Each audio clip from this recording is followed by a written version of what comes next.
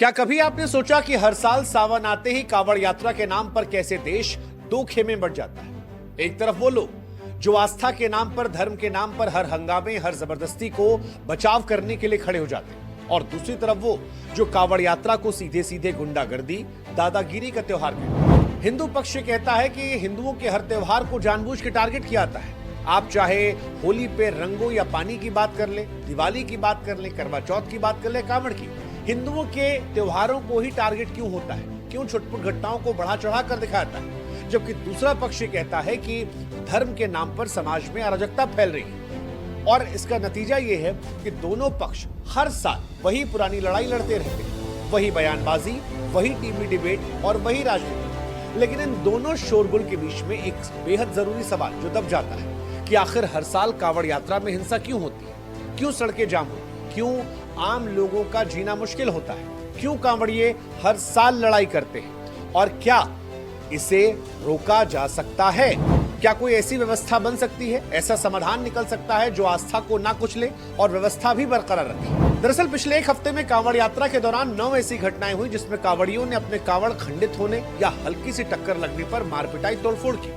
हैरानी की बात यह है कि ज्यादातर मामलों में पीड़ित जो थे वो आम लोग थे। कोई दफ्तर जा रहा था, कोई कर्मचारी था, परिवार के साथ सफर कर रहे लोग थे, या फिर स्थानीय दुकानदार थे, जिनका कसूर बस इतना था कि वो उसी रास्ते से गुजर रहे थे जहां से कांवड़ यात्रा निकल रही थी। कुछ की गाड़ियां गलती से कांवड़ के पास चली गईं, तो कहीं स्कूटर या बाइक टकरा गया और इसके बाद हंगामा हो गया। वैसे क्या आप जानते हैं कांवड़ क्या होता है? कांवड़ दरअसल एक लंबा डंडा होता है, आमतौर पर बांस या फिर लकड़ी का, जिसे श्रद्धालु रंग बिरंगे कपड़ों, झंडों, धागों और फूलों से सजाकर तैयार करते हैं।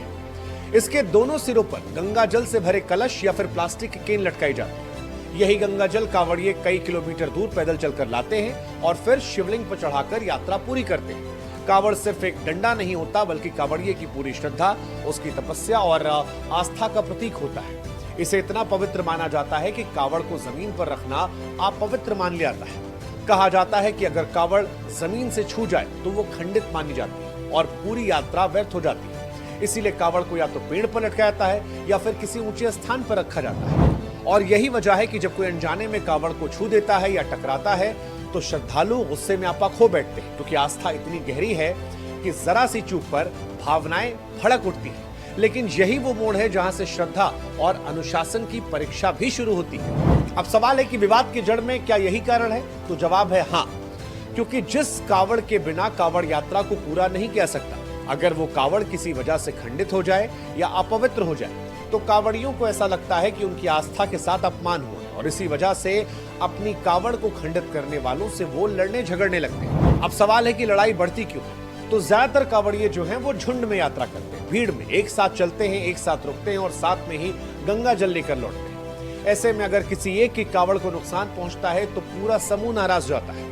यही वजह है कि जब भी किसी कांवड़िए की कांवड़ जरा सी छू जाए, खंडित हो जाए, तो समझिए कि झगड़ा अकेले का नहीं है, पूरा का पूरा ग्रुप उसमें कूद पड़ता है। फिर चाहे मामला मारपीट तक पहुंचे, तोड़फोड़ तक या फिर हिंसा तक। एक तरफ कांवड़ियों का कहना है कि उनकी कांवड़ अपवित्र हो गई, दूसरी तरफ आम आदमी कहता है कि उससे गलती से टक्कर हुई, उसने जानबूझकर नहीं किया।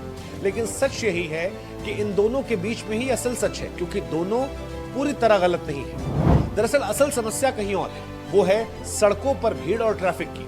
हर साल करीब 5 करोड़ लोग कांवड़ यात्रा में शामिल होते हैं। ये सभी पैदल या गाड़ियों से हरिद्वार, गंगोत्री जैसे तीर्थों की तरफ जाते हैं।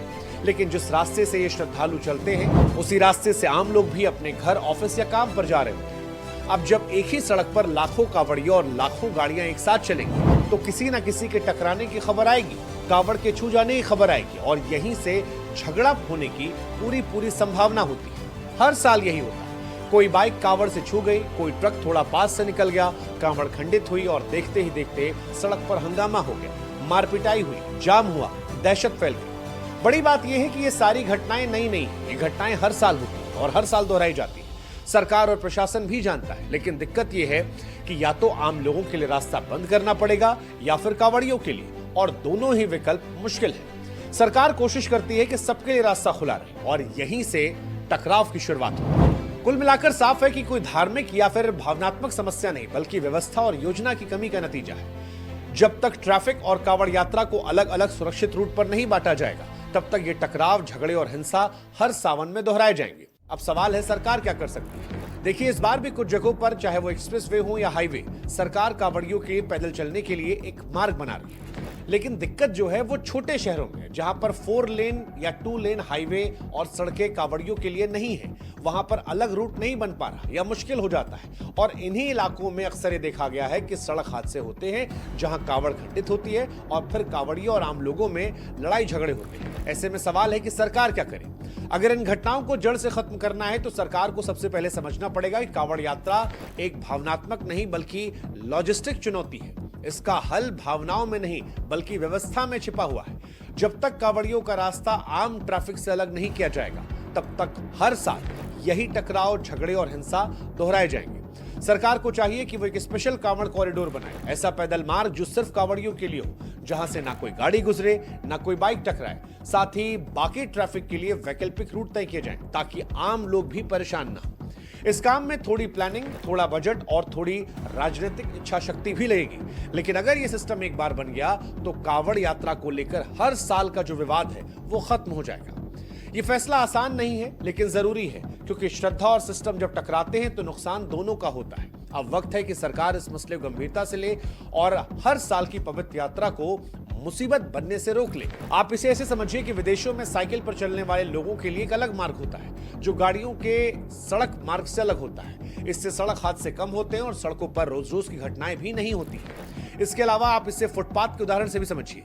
जिन शहरों में फुटपाथ पर अवैध कब्जा हो जाता है, इसके चलते लोगों को उसी सड़क पर पैदल चलना पड़ता है। जिस सड़क से गाड़ियां गुजरती हैं, वहां सड़क हादसे बढ़ जाते हैं। सड़कों पर ट्रैफिक जाम बढ़ने लगता है और गाड़ियां कई बार पैदल राहगीरों को टक्कर मार देती हैं। हमारे देश में हर साल इसी वजह से 35,000 लोगों की मौतें होती हैं और यही समस्या कांवड़ यात्रा के दौरान भी होती है। कांवड़िए जब उन्हीं सड़कों से कांवड़ लेने जाते हैं जिन सड़कों पर गाड़ियां चलती हैं, तो एक मार्ग से गुजरने के चलते सड़क हादसे हो जाते हैं और ज्यादातर मामलों में कांवड़ खंडित होने पर कांवड़ियों और आम लोगों में मार पिटाई की घटनाएं सामने आ जाती हैं। अब एक सवाल आपके मन में यह भी होगा कि कांवड़ को इतना पवित्र क्यों माना जाता है? श्रद्धालु कांवड़ को लेकर इतना भावुक क्यों है?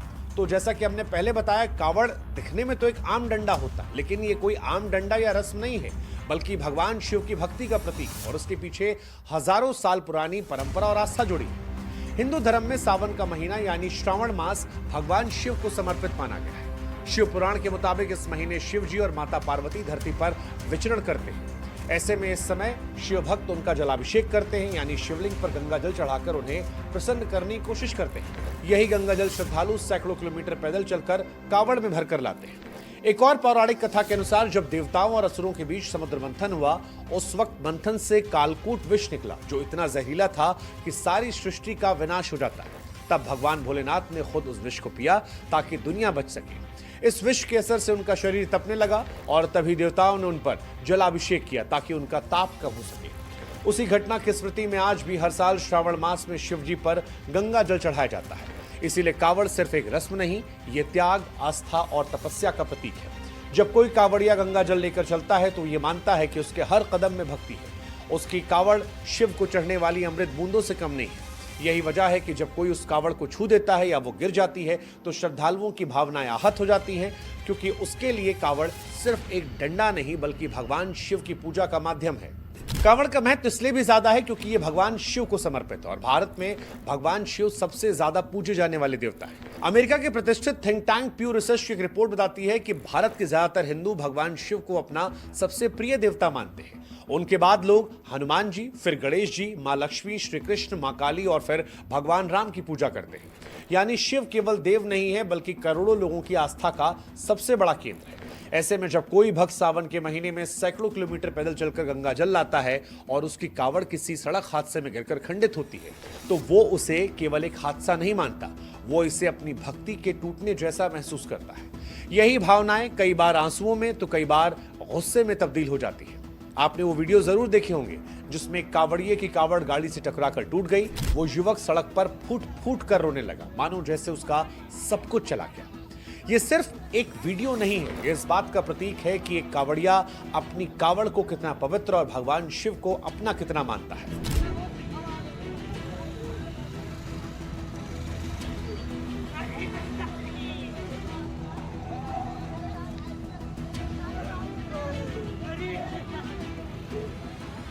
इस विषय पर हमारी साफ और सीधी सलाह है, इस मुद्दे को आप लेफ्ट और राइट के चश्मे से बटकर मत देखिए, क्योंकि जब तक इसे धर्म बनाम व्यवस्था की लड़ाई मानकर नहीं देखा जाएगा, तब तक हर साल यही हिंसा, यही सड़क पर मार पिटाई और यही अफरा तफरी दोहराई जाएगी। अगर सच में समाधान चाहिए तो सरकार को अब संकोच छोड़कर कांवड़ यात्रा के लिए एक अलग सुरक्षित पैदल मार्ग बनाना होगा, एक ऐसा रास्ता जहां ना गाड़ियां आए, ना ट्रक टकराए और ना ही श्रद्धा और ट्रैफिक की टक्कर दिखाई पड़े। साथ ही कांवड़ियों को भी समझाया जाना जरूरी है कि सड़क पर चलने के अपने नियम कायदे होते हैं और इन्हें मानना हर नागरिक की जिम्मेदारी है, चाहे वो भक्त हो या फिर राहगीर। कानून हाथ में लेना आस्था नहीं, अराजकता होता है। इसी मसले पर पुडुचेरी की उपराज्यपाल किरण बेदी ने एक बड़ी समझदारी वाली बात कही थी, जो न सिर्फ सरकारों को बल्कि कांवड़ियों और आम लोगों को भी सुननी चाहिए। उन्होंने कहा था कि श्रद्धा अगर अनुशासन से ना जुड़ी तो वो भीड़ बन जाती है। यही बात अगर सभी समझ लें तो कांवड़ भी सुरक्षित रहेगी, रास्ता भी खुला रहेगा और देश हर सावन में दो फाड़ होने से बच जाएगा। कांवड़िया का इशू बार बार आ रहा है, ये एक पुलिस बंदोबस्त मांगता है। जरूर पुलिस ने बंदोबस्त जरूर किया होगा, लेकिन कांवड़िया के इंटायर रूट को सेक्टर्स में बंट सकता है, जिसके पास साथ साथ मोटरसाइकिल या गाड़ी की पेट्रोलिंग हो सकती है। और जब पेट्रोलिंग करे, अगर गाड़ी है 4 व्हीलर, तो उस पर कैमरा भी लग सकता है और कैमरा लग के पेट्रोलिंग जब होगी तो आप कैमरे पे कैप्चर भी कर सकते हैं कि कहाँ कहीं ऑब्स्ट्रक्शन तो नहीं आ रही, कहीं ट्रैफिक में बाधा तो नहीं आ रहा, कहीं कॉन्फ्लिक्ट तो नहीं आ रहा, कोई आर्गुमेंटेशन तो नहीं हो रही, कोई झगड़ा तो नहीं हो रहा। वो रिकॉर्डिंग हो जाएगा ताकि आप जो देखें वो विश्वास, इट्स एविडेंस बेस्ड। सो मेरी क्योंकि इंटरस्टेट है तो it requires in interstate coordination, जिसमें हर स्टेट, हर पुलिस स्टेशन की coordination. It's like a patrolling and it's like an escort. So एक गाड़ी हैंड ओवर करे दूसरे को, तो थ्रू आउट अगर कांवड़िया का अगर कर सकते हैं तो पेट्रोलिंग की जरूरत है। और इसमें मोटरसाइकिल पेट्रोलिंग भी है पॉसिबल और गाड़ियों की भी पेट्रोलिंग है।